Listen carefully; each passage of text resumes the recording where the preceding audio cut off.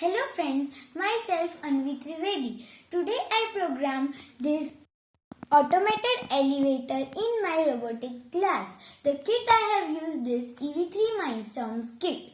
The components I have used are ultrasonic sensor, one EV3 brick, two touch sensors, two medium motors and one large motor and many more. Now let me tell you how this lift works. When we press the ground floor button, the ultrasonic sensor measures the distance. If the lift is on floor, simply the door will open, wait and close. But if the lift is on first floor, the lift will come down, the doors will open, wait and close. And if we press the first floor button, the same process will be there. Now let me show you a demo.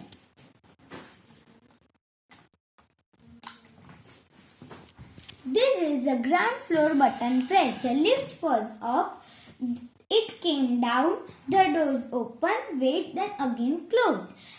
And when it is on the same floor, I again press the ground button. It simply opened, waited and closed. Now I will press the first floor button. The lift from down the lift will come up, the doors will open, wait and again close. But now the lift is simply on that floor only. Now I will press the button, the doors will simply open, wait and close. So this is how my elevator is programmed. Please like, subscribe and share my video. Thank you.